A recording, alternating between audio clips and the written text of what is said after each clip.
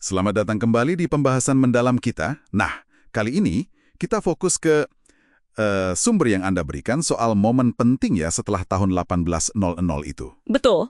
Jadi bukan cuma apa yang ditemukan yang berubah, tapi cara menemukan itu sendiri yang kayaknya mengalami revolusi gitu. Di bab ini disebutnya penemuan cara menemukan. Sebelum 1800 kan kemajuan itu rasanya lambat ya, sering mentok gitu. Tapi setelahnya, inovasi jadi kayak mesin, jalan terus.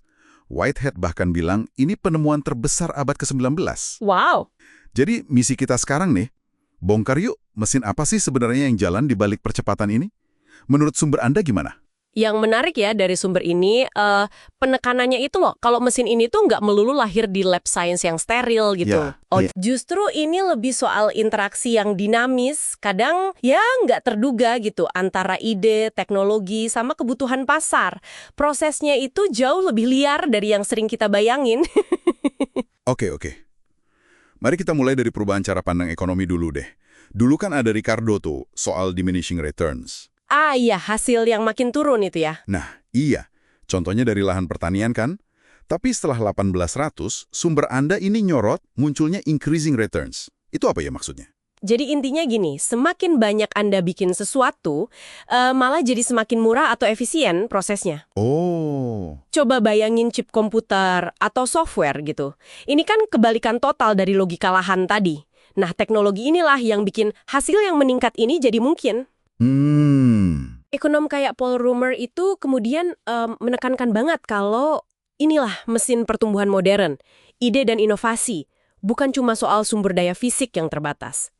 Ide itu kan bisa terus berkembang biak ya kan? Tapi apa nggak ada batasnya juga? Kapan gitu increasing returns ini bisa melambat? Iya, pasti ada kompleksitasnya, nggak sesimpel itu juga.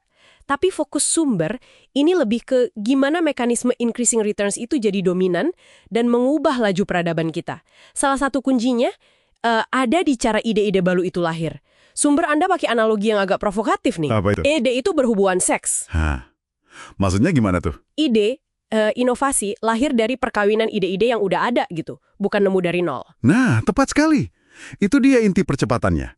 Kombinasi cerdas, mobil itu kan gabungan sepeda sama kereta kuda. Internet, telepon, plus komputer. Oke. Contoh lebih spesifik lagi, pil kamera yang bisa ditelan itu. Itu hasil kawin silang loh antara ilmu pencernaan, gastroenterologi, sama desain peluru kendali.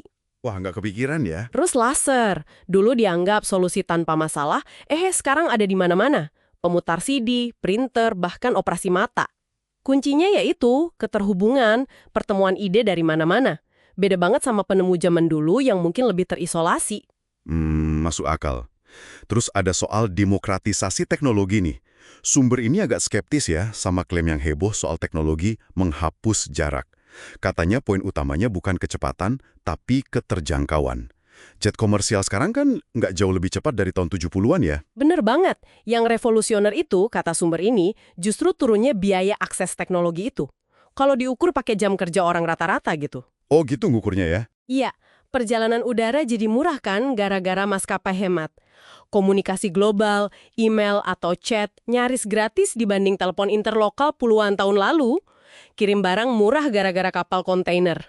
Nah, ini namanya demokratisasi akses buat orang banyak. Bukan cuma kecepatan super buat segelintir elit. Ini yang ngubah hidup sehari-hari secara fundamental.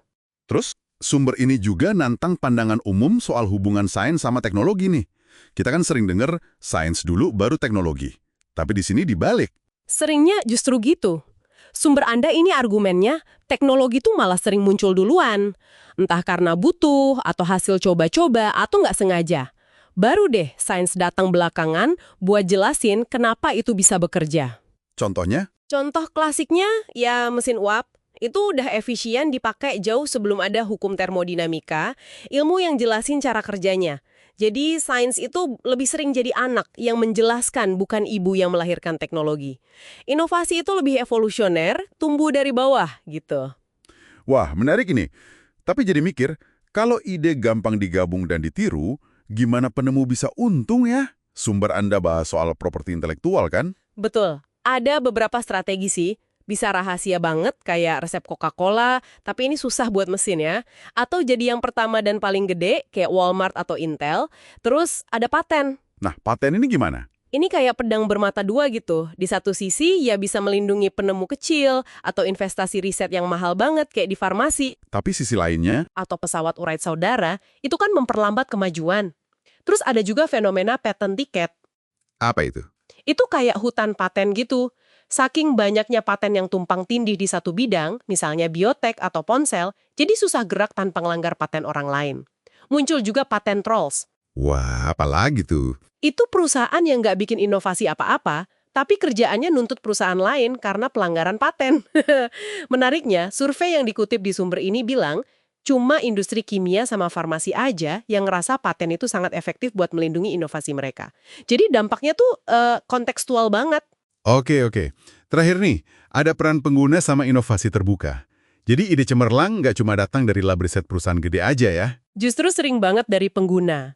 Adam Smith pernah nyatet soal bocah operator mesin uap yang nemuin cara otomatisasi simple biar dia bisa main. Haha, iya pernah dengar itu.